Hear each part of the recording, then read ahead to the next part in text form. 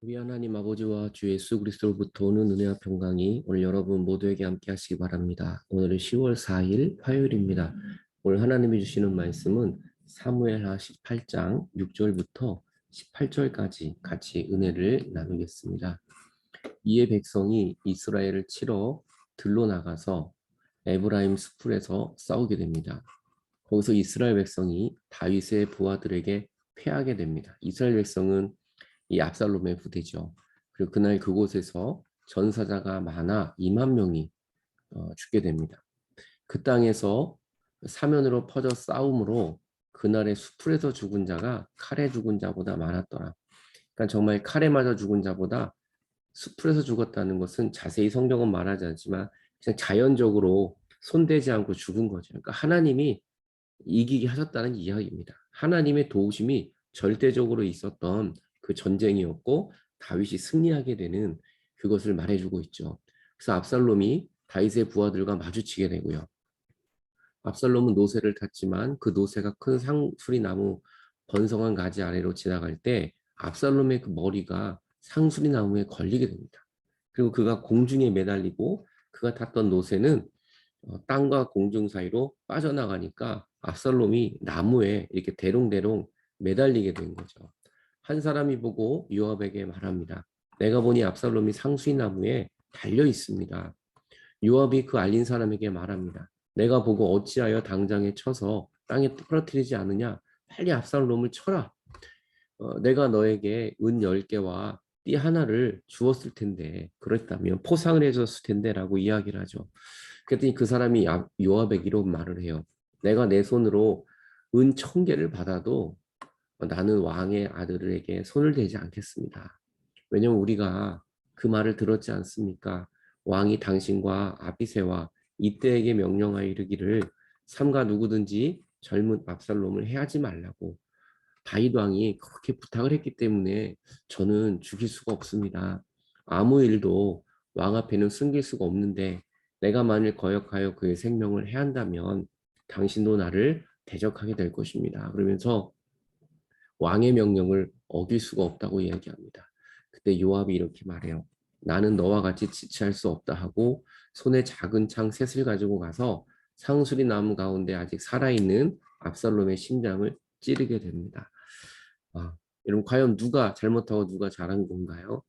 아, 압살롬은 정말 아버지를 쫓겨 쫓아내고 자기가 왕이 되는 쿠데타를 일으키고 또 아버지의 후궁들을 건드리고 말할 수 없는 죄를 압살롬이 지었습니다.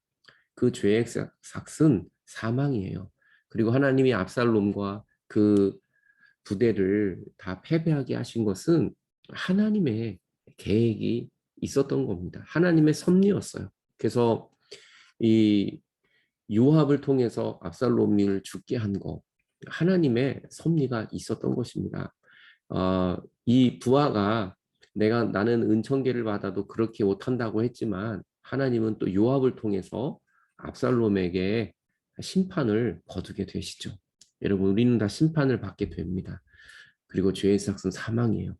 그리고 압살롬은 하나님을 따라가지 않았잖아요. 자신의 명예와 자신의 욕망을 쫓는 건 자신의 욕심을 쫓는 건 결국 죄의 열매를 맺게 된다는 걸 우리는 보게 됩니다. 하지만 다윗은 본인의 죄를 철저히 회개하고 오직 하나님만을 바라보고 있는 이 다윗을 하나님은 동행해 주셨고 다윗은 그 어려운 환경 속에서도 승리하게 되는 것입니다. 요압의 무기를 들 청년 10명이 압살롬을 에워싸고 가지쳐 죽입니다. 요압이 나팔을 불매 백성들이 백성에게서 그치게 하니 그들이 이스라엘을 추격하지 않고 이제 전쟁이 멈춰집니다. 왜냐하면 왕인 그 압살롬이 죽었기 때문입니다. 그리고 그들이 압살롬을 옮겨다가 숲을 가운데 큰 구멍에 던지고 그 위에 매우 큰 돌 무더기를 쌓습니다. 이 구멍에 던진다는 건 버려지는 겁니다. 그리고 이 당시에 큰 돌로 무더기를 쌓는 건 이 패배자에게 또 배신자에게 하는 것이었거든요.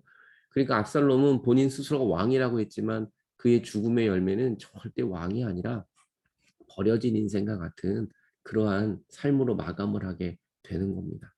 하나님을 떠나고 여러분 죄 가운데 거하는 인생의 마지막을 우리는 보게 되는 것입니다. 압살롬이 살아있을 때 자기를 위하여 한 비석을 마련해 하여 세웠는데 이는 그가 자기 이름을 전할 아들이 내게 없다고 하고 본인이 미리 비석을 만들어 놨어요. 그러므로 자기 이름을 기념하여 그 비석에 이름을 붙였고 그 비석이 왕의 골짜기에 있고 이제까지 그것을 압살롬의 기념비라고 일컫습니다. 그럼 비참한 이 압살롬의 마지막 삶. 여러분 오늘 우리들이 있어야 될 곳은 이 땅이 아니라 우리는 천국이지 않습니까? 여러분 오늘도 내 욕망을 따라 살지 말고 하나님을 붙들고 하나님의 말씀대로 순종하고 살아가는 저 여러분들 되시기 바랍니다. 주님만 따라가면 우리에게는 이 무덤과 비석이 있는 게 아니라 우리에게 영생이 있고 우리에겐 천국이 있고 우리에겐 하늘의 영광이 준비되어 있습니다. 여러분 썩어져가는 이 땅을 쫓는 것이 아니라 나와 함께 하시는 그 예수 그리스도만 바라볼 수 있는 저 여러분들 되시기 바랍니다. 여러분은 반드시 승리하게 될 것입니다. 기도하겠습니다.